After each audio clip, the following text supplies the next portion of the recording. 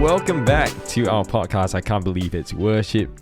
In this episode, we are going to talk about what worship is, or what is worship.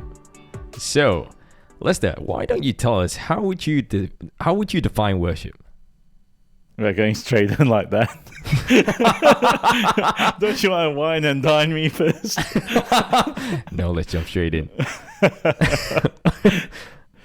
Okay, so you want me to go straight into defining worship? No entree, no appetizer. Okay, maybe our appetizer could be this. How would you say the regular church person, the lay Christian, how do they define worship, or how is worship commonly defined within our churches? Okay, I think that's a good appetizer because in my travels in worship ministry, I find worship as a concept really, one, hard to define, and two, seldom understood. We often, for example, just say, worship is the first 25 minutes of a church service. Yeah. And clearly that's some of it, but it's not all of it. And I think that misconception actually stuffs up our Christian walk to some extent. Fully agree. Could you elaborate what you mean by that? Well, if you see worship as just being that first 25 minutes, that means there are people who are good at it and others who are not. Those who are on the platform have the skills, so they should do it. If we're okay with it, we will join in. If we don't like it, we'll just rock up late. Yeah. Oh, yeah, it is very interesting. So it would be weird to hear someone say, I'm very bad at worship. Yeah, it's just... Well, they don't say it like that, but they'll say, I'm not really much of a singer. So they might just sort of sit there for 25 minutes, scroll through their phone. Yep. Fully agree. Yeah, but I agree that that's what a regular person, like, say if you go to church, you walk up to anybody, walk up to some auntie in church, and you be like, hey, what do you understand by worship? And be like, it's just the part that we sing, right? So that's how we commonly define it. But like what Lester said, it's a part of it, but there's so much more, right? I have this one colleague who would remind me, because I would say something like this. I'd say, I'm going to be doing worship in a moment, because at my workplace, I have the privilege of working in a space where everyone professes to be Christian. So we do have some staff worship segments where we sing together before going through a series of meetings. And when I say, I'm going to be doing worship later, my colleague would say, like, Lester, all of life is worship. It's not just the singing. All of life profound is worship. Hey, I think while it's so straightforward, I think it does help me remember that my worship unto God is not just my time on stage. So absolutely, while it's profound or simple in that sense, certainly it has helped me quite a fair bit. In one sense, it should actually make you wonder why you're even called a worship leader, because it isn't. Maybe the pastor should be the worship leader if the pastor is tutoring us on all of life. Or maybe we're all worship leaders, even if you're sitting in the congregation or you go to your connect group or small group one Friday night and you're sort of teaching Bible principles to your friend. I guess, maybe we're all worship leaders. It's just a matter of whether or not you're a good one or a bad one. Ooh. Right? How are you teaching people to worship the Lord better in all aspects of life, I guess? Interesting thought. Yes. I never thought this would be going in this direction, but we're thinking about it. Well, good entree. Yeah. All right, back to the main course. How would you define worship? Okay, I'm not going to define worship using my own words because I've struggled with it for a very, very long time. And I think the first thing I want to point out is I don't think worship, and this might sound like I'm telling you to suck eggs, but worship is clearly not just a Christian word. It's a word in the Oxford English Dictionary, it's a word in the Macquarie Dictionary. It's not just in our context that it is meaningful. So the first thing I want to say after that is I think the best definition I've read is by Tim Keller, and he says this: worship is the act of ascribing ultimate value to something that engages and energizes the whole person.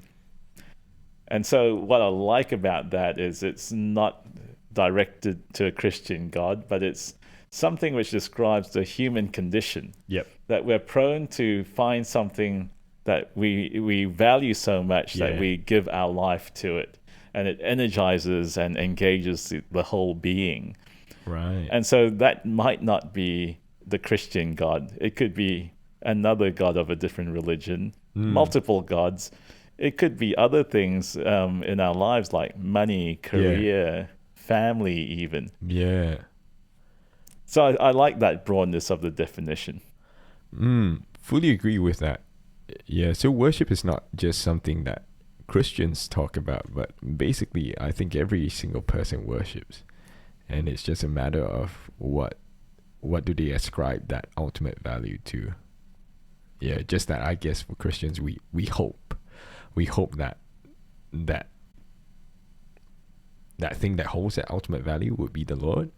But of course we know that that's not always the case, No, but I think, and obviously we're biased here, but the idea is only the Christian God, Jehovah, is worthy of ultimate value. Yeah. Because of his goodness, the fact that he was before anything. It means that if we put our value in the right place, then it reorientates our life correctly. Because everything else, presumably lesser than God, would corrupt us. No. So good. So it's this aspect of, okay, so we could worship different things, but only one thing or one person is worthy of that ultimate value. Absolutely. Easy to say though, but harder to live out. Yeah, of course. So it's so easy to know that in our heads, but yet how we actually live it out, our actions and everything, that's a separate thing, and it's more difficult. Yeah. I'll give you another definition I like, which is by another musician theologian by the name of Harold Best. And if you want to read a real chunky book about worship theology and the theology of the arts, that's the book to get. It's called Unceasing Worship by Harold Best. Okay. And he starts off his book with this definition of worship, also an all-encompassing definition. He says, worship is the continuous outpouring of all that I am, all that I have, all that I can ever hope to become, to a choosing or chosen God with a little g. Right. And if you don't mind, I might unpack that a bit. Yeah, please do. What I can remember what Harold Best says. So he says he likes continuous outpouring because when you pour out something, you give it up and you let it go. Yep. And then pouring is seamless. So there's a seamlessness to the flow. It's not like dripping where there's space. Okay. There's no space between the drips. Yep. So it's just a seamless flow. Right. And so it's towards a choosing God or a chosen God. In our Christian worldview, God chose us. Yeah. For someone who isn't a Christian, they think they're choosing their gods, but it's actually their gods have also chosen them and entrapped them in a sense. So if you a person who's just made money your God, you think you chose that as your God.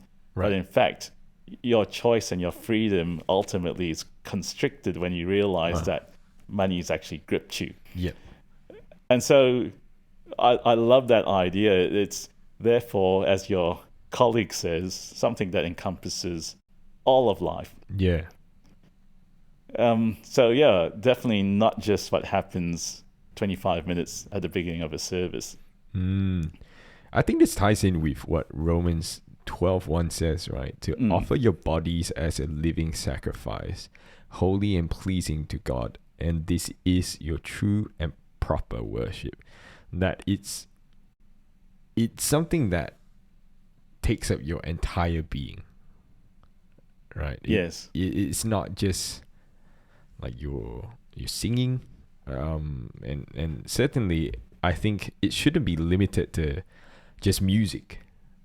Yeah. No, absolutely not. Yeah. There's no mention of music in Romans 12:1, as Yeah, far there as I isn't. recall. There isn't. I guess it's just one of the ways that we worship, like you said. Yeah. Yeah, actually, the message version is really good. Do you have that? I'm just looking it up now. No, I don't have it on me now. Are you looking it up? Are you gonna get there faster than I will? Yes, I'm already there. Oh, okay. You go. So Let us hear it. The message version says, so here's what I want you to do, God helping you. Yep. Take your everyday, ordinary life, your sleeping, eating, going to work, and walking around life, and place it before God as an offering. Wow. Embracing what God does for you is the best thing you can do for Him. Yeah, but that picture of your everyday, ordinary walking life, yeah, I think I've often said there's this broad definition of worship is sort of like a marriage relationship. It just changes your worldview, your values, your priorities, and then that change in your priorities just infects every aspect of your life. Yeah. Even though it's not necessarily overt. Yep. And so, yeah, I'm now a married person and I live with a different sets of rules and priorities and values to what I was as a single person. But of course, that doesn't mean I'm singing to my wife every single moment. Yeah. I'm not sure how you feel about that. Let's not stop singing. But it might mean, do I go have the boys tonight for a drink? I might decide and make a decision not to do that so I can spend time with my wife. Right. Oh, nice way of putting it. So I guess we have covered quite a fair bit, or just, I guess, different angles of how we can define worship. So what is not worship? Well, I think before you do that, though, there's another passage which I think we should talk about, which is John 4, because that uses the Greek uses a Are you talking about word. John 4:23? Yes. Okay. Because the word there, when Jesus says to the Samaritan woman, "A time is coming when true worshippers will worship the Father in spirit and in truth." Yep. That word worship means in the Greek to kiss the hand, and that's a very direct act. It's to pay homage to someone who's greater than you, like a lord or a king.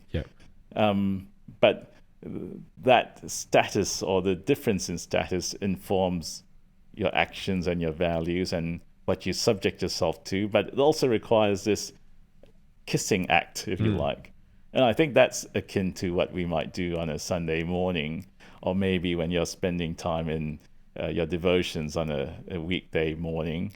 You are kissing God's hand. You're giving it a special attention to the Lord. And so that gives me a sense of where I can anchor the idea of modern church practice, where we are actually doing something towards the Lord very overtly. Right.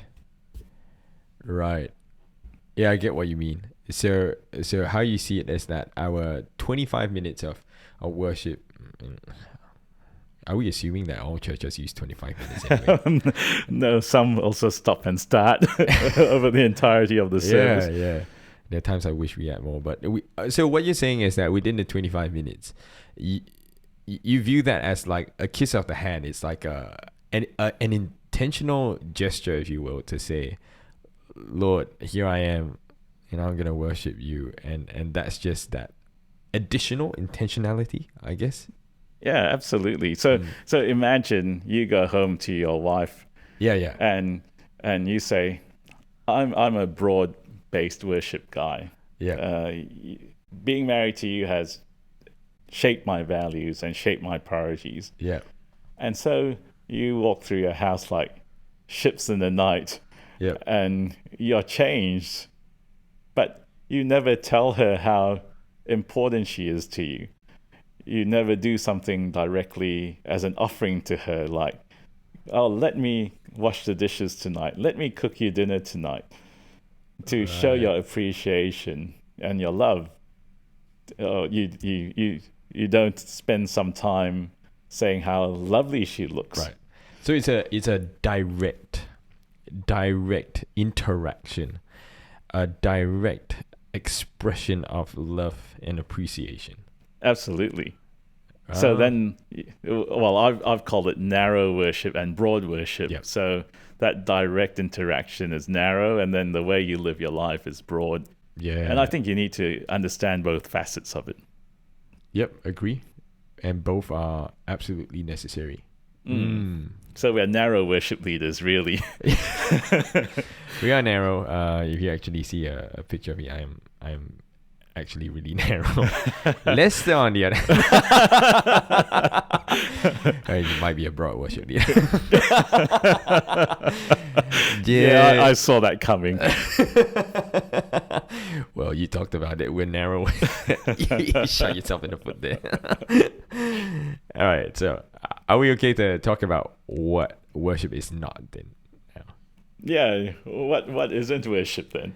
I can tell you, like, and maybe this is not really talking about a big concept, but I can talk about what really irks me. A lot of things irk you, don't they? Yes, they do.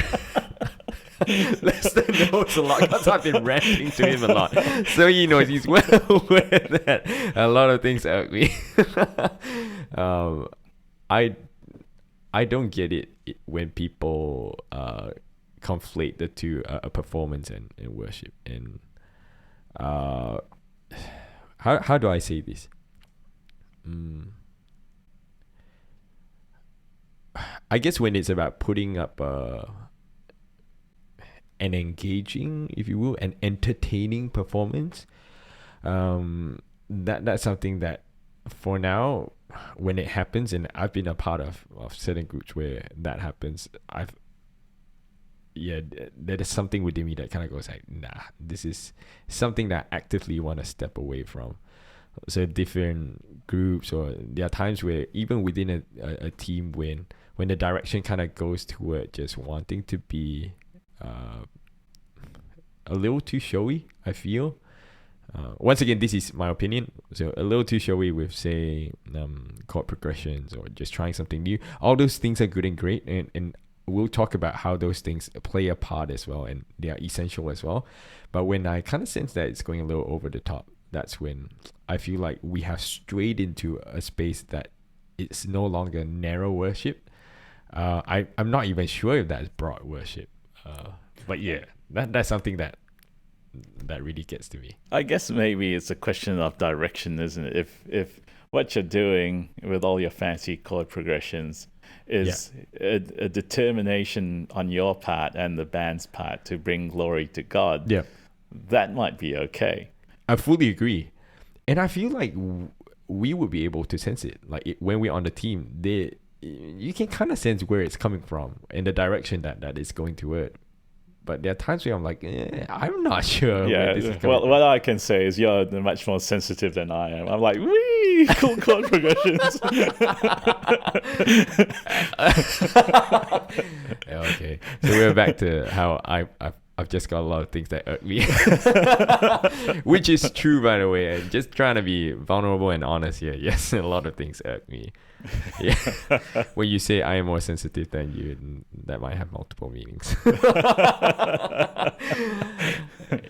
Okay, what about you? What's not worship to you? Well, going back to Harold Best, I think one of the things he says, which I found quite eye-opening, is lukewarmness is not worship. Ooh, could you describe what lukewarm worship looks like? I'm not sure I can describe it right now. It'll probably come to me in a moment. But I think what he's getting at is to basically do something half-baked. I chose a better word than the one that initially was in my head.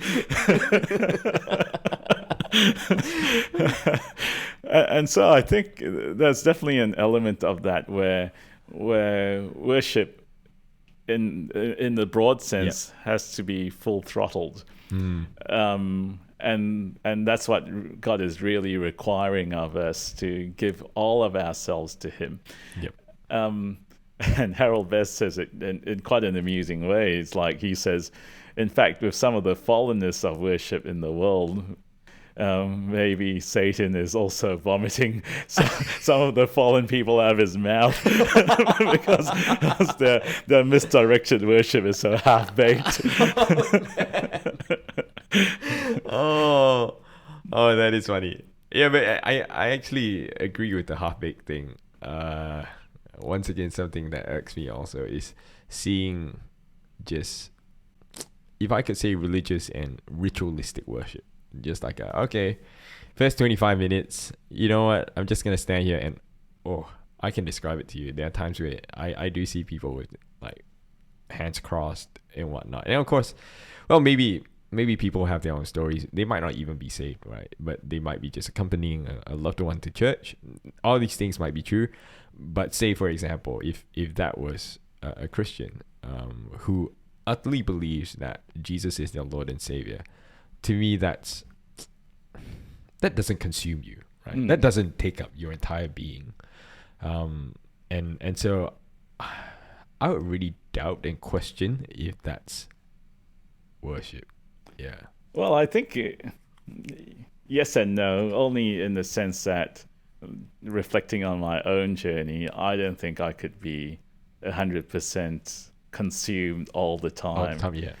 And so I would have the grace to say, if I can't do this, I can't expect that of everyone. Now, that there is obviously the gold standard that we're all shooting for. But I think direction is important. If we are progressing, as Eugene Peterson says, no, actually, I can't remember what he said. Long obedience. What was it? Long obedience in the right direction, or something like that. Wait, was that in the verse that you read? No. Oh, this is from a different quote. Yeah. So I think it's the name of his book, but the idea here is it's a long obedience, right. And we're heading towards an end point, and so there'll be grades of how well we do along the way. But yeah, but certainly the half-baked thing was interesting because we were just having this conversation in the team debrief on Sunday when you introduced that new song, and you asked the question, is this a bopping song or is it a jumping song?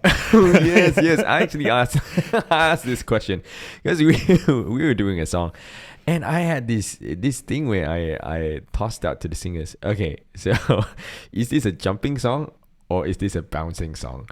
And like, if it's a bouncing song, I was like, if we jump, it's gonna be a little over the top. And so when we did our debrief, Lester was in the room with us, and I shot him the question. I said, Lester, what do you think? Do you think this song is a bouncing song? So your toes, the balls of your feet, just kind of stay down on the ground and you're just like bouncing, or do you clear the floor? Are you taking off? And you can tell them what was your answer. I said there's no such thing as a bluffing song. You need to have clear air between the stage and your feet. If I don't see that clear air, you're not worshiping, bro. Yeah, we showed it. We took that on for the second service. So I cleared the floor. Very good. I cleared the floor. One day we need to get someone in here to tell us how to control our voices when we're jumping and bopping up and down. But From the last podcast, I subscribe to the Ken Henry school of messy sounds. Yeah, I don't mind that either. Ultimately, it's about like just generally, mostly if everything's going in the right direction, that's okay to me. Agree. Yeah. So I guess we have also talked about how worship is not just confined to music, but how we have seen within the church, it has become such. It's almost like when you think of music within the church, you think of the word worship. When you think of worship, you think of music, and they're interchangeable, but they are very different concepts. Absolutely.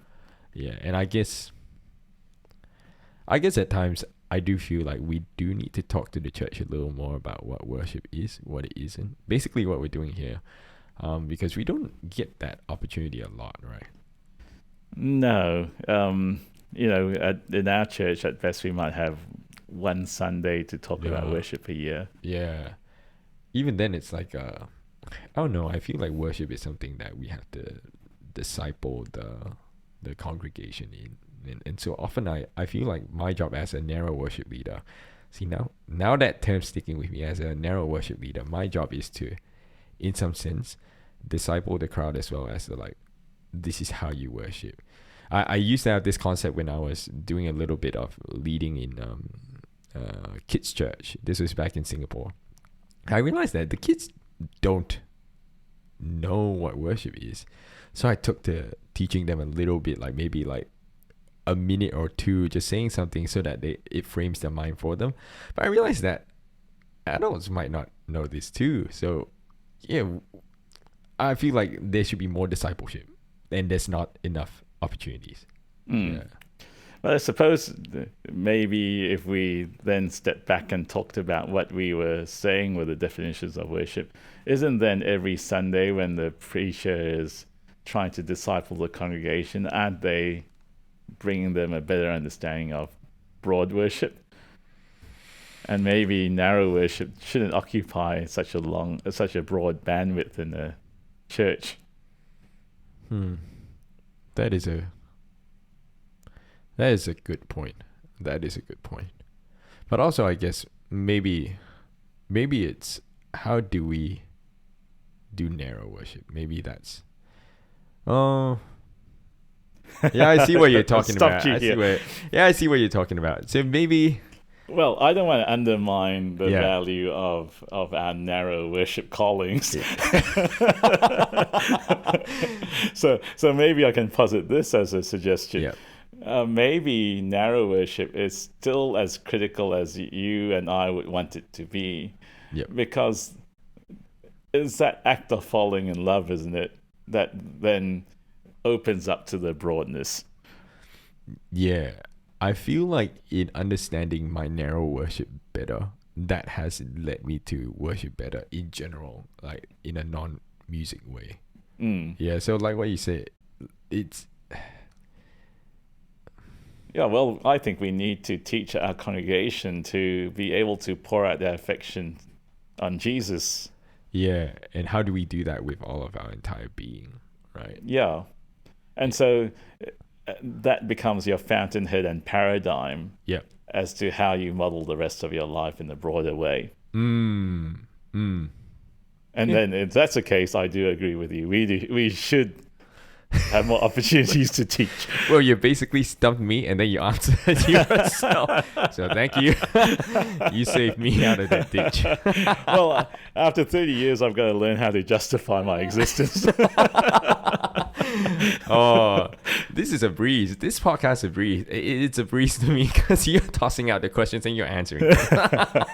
Oh, that's good. So is there a difference? What do you reckon is the difference between praise and worship? Oh, I think based on how we've defined it so far, which I think is a correct definition, and I'm supported by Keller and Best. Yep. I think praise is the narrow aspect and worship is the broad one. I disagree. I think praise are the fast Don't songs. say it. Don't say it, no. Okay, now I've got my own little pet peeves. Tell us, spill.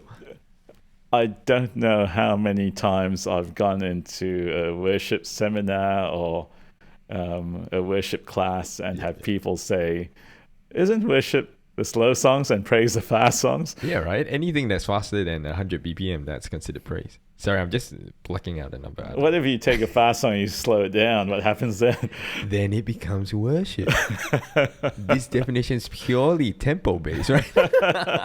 Now, of course, I'm kidding. I'm kidding. But I actually do refer to these two things. Why? In that way, just so it's how should I say it? For ease of communication. So when I go, for example, if I'm planning a song list and I go like, how many praise songs are we doing? How many worship songs are we doing? So it's it's clear.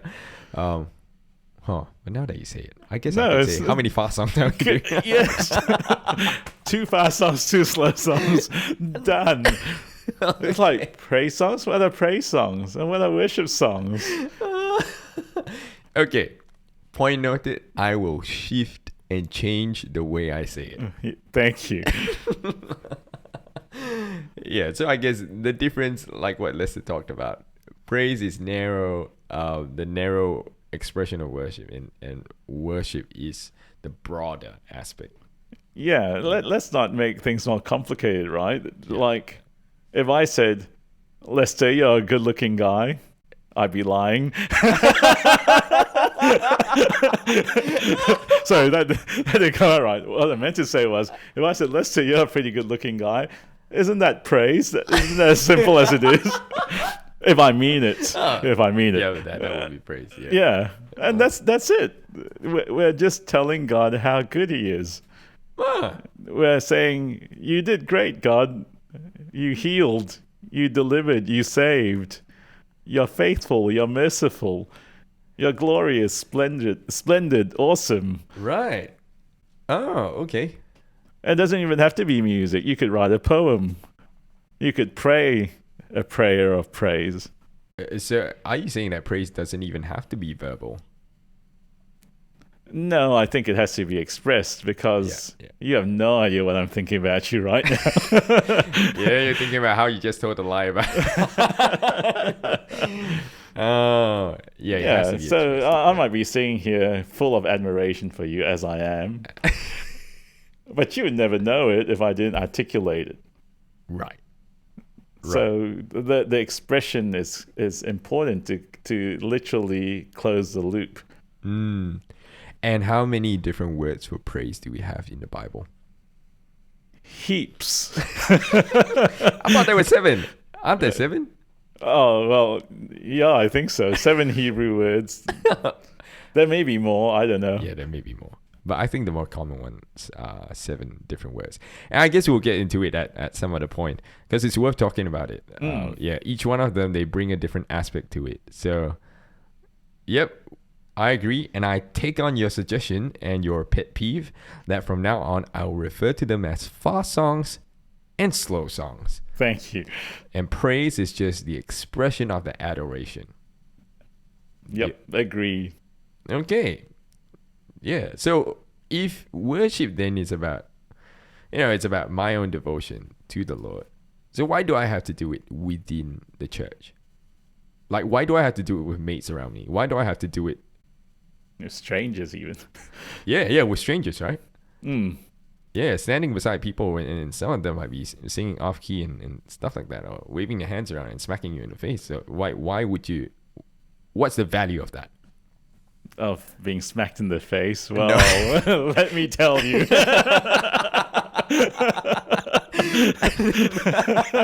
No.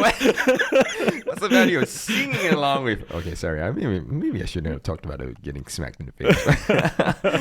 What's the value of standing alongside brothers and sisters in Christ and singing to the Lord? Oh, well, I think one of the lies of the enemy in terms of how we do our faith in modern Western context is that it's an individualistic faith. And there is nothing of that in the Bible. If you think about its Jewish roots, it's a household faith, there's a family faith, there's a community faith. And so yeah, brothers and sisters, exactly the right word. Community is the right word. We don't give enough credence to the idea of spiritual formation in community Yeah. because we think being a good Christian is reading your Bible, praying every day Mm. by yourself. Mm. But like you said earlier, when we do our Bible study, Yeah. we actually make and form the meaning together, asking questions, answering questions, positing hypotheses, Yeah. and then realizing, whoa, I could never have done that on my own. Yes. And I think it's the same when you're in corporate narrow worship. Yep. You've come on a Sunday morning, and maybe you can't be lifted out of that mire by yourself. Yep. But then in that moment where the singing is lifting up and the atmosphere is energized and electrified, Yep. your faith starts to shift. I agree. Yeah. You can't sing in faith on your own, but your brothers and sisters around you are singing in faith, Yeah. and it lifts your faith until you start going, I can leave those burdens behind. Yeah. I was I led worship just this past Sunday, and if I could share, so the entire set list was beautifully planned by my co-worship leader, and most of the songs that we were singing were about God's faithfulness. And one of our songs in there was "Great is Thy Faithfulness," and for the second service, 2 words came to mind that I wanted to encourage the crowd to sing as a recognition of God's faithfulness, but also as a reminder, like what you said, as a reminder to the people around you that our God is faithful. And like what you said, people come in with issues. People come in with loads of burdens. We chuck on a smile on our faces to look our best when people ask you, like, how you going? And people go, oh, yeah, it's all good. But I think people come in with a lot of heaviness. And sometimes it's difficult to worship. And I said this in a bit of an encouragement to the crowd. I said, some of us might be in that good place where it's so easy to sing about God's faithfulness, but some of us may find it difficult. And that's where I guess, like what you said, that the whole Christian walk is one that's one that's meant to be done in community. And so if, say, for example, reading the word, all that kind of stuff, it's meant to be done in community. Like something like this, an expression of our adoration to the Lord, I think it should be done in community as well. Just so if you're in that pit, like what you said, you got people stirring you up and saying like, hey, I want to remind you, our God, He's faithful. Our God, He's going to come through for us, for you in your situation. And to me, I think that's one of the key things. But also, I want to say that I think the reason why we come together in such a beautiful way, it's also a picture of what is to come when we are in heaven. I always think of I have this image in my head. I'm not sure if it's because of what Isaiah 6 says about the angels declaring how God is holy, holy, holy is the Lord God Almighty. The whole earth is full of His glory. And I'm thinking of all of us just doing that together. And it's almost like we get these glimpses of heaven. And within those 25 minutes, there are moments where the crowd lifts their voice, music dies down, and you get this glimpse of, oh my goodness, this is what heaven's going to be like when we all express our praise, a praise that's worthy of who God is. So to me, that's why this is important, to worship alongside people. Absolutely. And it's going to be messy, right? You're going to have it in multiple languages all at once. It's going to sound like a waterfall. No, and I love that. In fact, I love the quality of human singing, that it is not really tight in the congregation. It's not like a choir singing with a conductor there. Everyone's timing is slightly off, the clapping's a bit slightly off. But when it's together, it's just a magical sound. In fact, that's one of the things that I tried to, I wouldn't say manufacture, but it's one of those things that I tried to make space for, to make space for the In crowd other to words, hear themselves. manufacture. Nah, I make space for it. Manipulate. No, fine, we'll stick with manufacturer. No, but to create that space, right? To create that space for the crowd to hear themselves. Hearing the worship leader is one thing, but when you hear the ambient mics, like just picking up the voices of everyone, I think being part of the congregation, that does something for me. It's like, oh my goodness, like everyone's singing. And it's almost like it draws you in and you start singing too. Yeah. Yeah, and I'll give you a bit of a scriptural anchor, or our listeners, you probably know this verse anyway, Colossians 3:16, where Paul, our favorite logical epistle writer, That's right. he says, "Let the message of Christ dwell among you richly as you teach and admonish one another with all wisdom through psalms, hymns, and songs from the Spirit, singing to God with gratitude in your hearts." Yeah. And I love that because it actually... and by the way, challenges this idea of worship is an audience for one. Because even Paul is suggesting here that there are two audiences. Yeah. So you're singing to God with gratitude in your hearts, but he also says you're speaking to one another and teaching and admonishing one another through psalms, hymns, and songs of the Spirit. So when you're actually singing in a congregational setting, you are teaching your brothers and sisters a spiritual truth in the process. Yeah. Pretty cool. Yeah. That is true. Yeah, I love it. And that's why I love doing this every Sunday. Well, not every Sunday, whenever I'm rostered on, which is now pretty much every second Sunday. But yeah, the satisfaction of knowing that you're manipulating the atmosphere. Oh, sorry. Not creating space. Oh no. for people to engage with God and in gratitude to give Him the praise, or then to also then be speaking to one another in the psalms, hymns, and spiritual songs. Yeah. So we encourage you, like, worship is something that you could do on your own, no doubt. You could be in a private space in your bedroom and you could worship the Lord. When I say worship, narrow worship, right?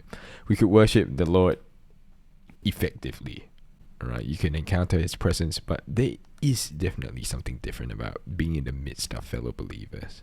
It might be within a church, it might be in your workplace or whatever, but there is something different to it. And I would almost say, like,